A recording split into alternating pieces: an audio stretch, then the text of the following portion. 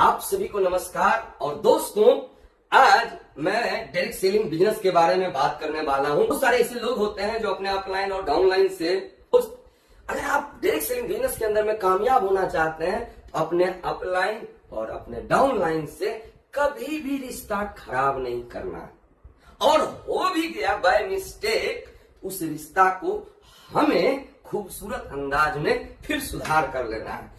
क्योंकि अगर हमारे कोई अपलाइन है तो थोड़ा सा डांटेंगे नहीं तो हम सही रास्ते से गलत रास्ते पे भटक जाएंगे। जैसे कि जिस पिताजी ने अपने बच्चे के ऊपर डांट नहीं लगाया, फटकार नहीं लगाया, दो झापड़ मारा नहीं, देखिएगा गांव घर में वो बच्चा नालायक निकल जाता है, चोर निकल जाता है, गुंडा निकल जाता है। और यहां तक ही नहीं, बहुत सारे ऐसे लोग होते हैं जिनकी बेटी दूसरे के साथ, समझ रहे हैं ना, हम फरार हो जाती है।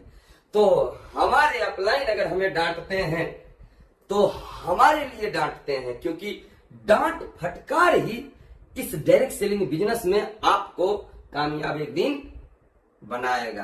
क्योंकि हमारे माँ बाप अगर डांटते नहीं तो हमें अच्छे संस्कार नहीं मिलता, हम पढ़ाई लिखाई नहीं करते। सेम हमारे माँ बाप के तरह हमारे अपलाइन होते हैं। थोड़ी सी डांट यानी कि थोड़ी सी अचार तो चाहिए खट्टा मीठा के लिए।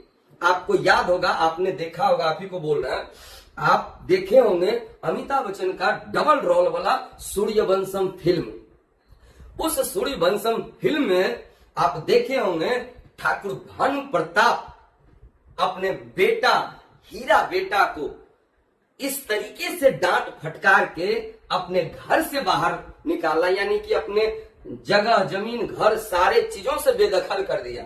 लेकिन उनका हीरा बेटा जो अमिताभ बच्चन था वो कभी अपने पापा को उरेप वाला बोली नहीं बोला, हमेशा अपने पापा का अच्छा ही करते रहा। और वही डांट फटकार की वजह से एक दिन वो बहुत सारा बस का मालिक भी बना। वही डांट फटकार की वजह से उनकी पुतौह एक दिन उस जिला की कलेक्टर भी बनी।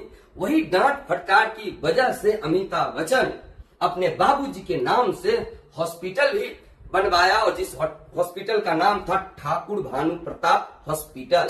और वो खड़े मंच पर बोले थे कि आज मेरे पास इतनी बड़ी कामयाबी है, तो ये सब कामयाबी का अगर श्रेय हमसे कोई पूछेगा तो हमारे पिताजी यानी ठाकुर भानु प्रताप का है।